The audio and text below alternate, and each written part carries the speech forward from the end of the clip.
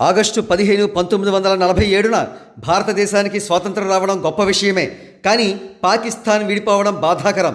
ఆ పరిస్థితి రావడానికి కారణం దేశం మొత్తానికి గొప్ప నాయకులుగా చెప్పుకున్న ఆనాటి కాంగ్రెస్ లీడర్లే.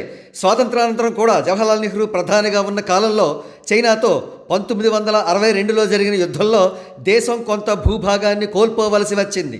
మరో ప్రక్క కాంగ్రెస్కు చెందిన ప్రధానులు భారతీయ సనాతన ధర్మాన్ని సర్వనాశనం చేయడానికి యథాశక్తి ప్రయత్నించారనే తీవ్రమైన ఆరోపణలు కూడా ఉన్నాయి. పిల్లలు చదివే టెక్స్ట్ బుక్స్లో కూడా దేశ చరిత్రను వక్రీకరించారు. పాశ్చాత్యులకు, మొఘలులకు ప్రాధాన్యతనిచ్చారు. మన దేశ రాజులను మరిచారు. అటువంటి సమయంలో అద్వానీ, వాజ్పేయి వంటి గొప్ప నాయకుల ప్రయత్నంతో బీజేపీ కాంగ్రెస్కు ఆల్టర్నేటివ్ ఫోర్స్గా ఎదిగింది. ప్రస్తుతం నరేంద్ర మోడీ హయాంలోని బీజేపీ గత 10 సంవత్సరాలుగా దేశాన్ని పరిపాలిస్తోంది. ఒక విధంగా చెప్పాలంటే సనాతన ధర్మాన్ని రక్షించే శక్తిగా, దేశద్రోహులను తరిమికొట్టే పార్టీగా ఎన్డీఏ ఎదుగుతోంది. ఈ మార్పుకు కారణం ప్రధాని మోడీ గారు.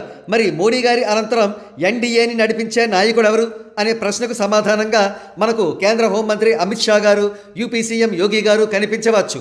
రాబోయే కాలంలో వీరిద్దరిలో ఎవరో ఒకరు ప్రధాని కూడా కావచ్చు. కానీ ఎన్డీఏకి ఇప్పుడు కావాల్సింది మోడీలా దేశం మొత్తాన్ని తన వైపుకు తిప్పుకునే తిరుగులేని మాస్ లీడర్. అటువంటి mass leader Andhra Pradesh deputy chief minister Pawan Kalyan గారిలో ఉన్నాడని బీజేపీ గుర్తించింది. వారికి కావలసిన రిక్వైర్మెంట్స్ దేశభక్తి మెండుగా కలిగిన వాడిగా, సనాతన ధర్మాన్ని పూర్తి స్థాయిలో ఉద్ధరించేవాడిగా, కోట్లాది ప్రజలను తన వైపుకు తిప్పుకునే ఒక కరిష్మాటిక్ లీడర్గా, చావుకు కూడా విలువని తెంపరితనంతో అగ్రెసివ్గా ముందుకు దూసుకుపోయే వ్యక్తిగా ఎన్డీఏ లీడర్గా ఉండాలి. అటువంటి లక్షణాలన్నీ పరిపూర్ణంగా ఉన్న వ్యక్తి పవన్ కళ్యాణ్ గారు. బీజేపీ స్వతహాగా దేశభక్తుల పార్టీ.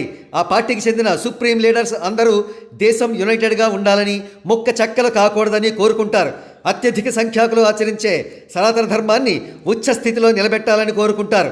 వారి ప్రణాళికలు ఏ విధంగా ఉంటాయంటే రాబోయే కొన్ని వందల సంవత్సరాలకు లేదా ఏనాటికి కూడా భారతదేశం వైపు మరో దేశం కన్నెత్తి చూసే సాహసం చేయకూడదు.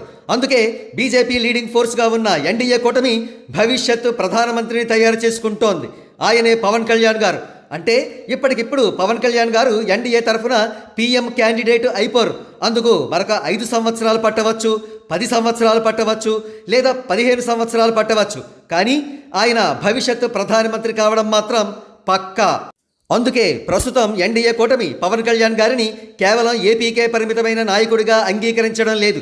ఆయన చేత తెలంగాణలో ఎన్నికల ప్రచారం నిర్వహింపచేసింది.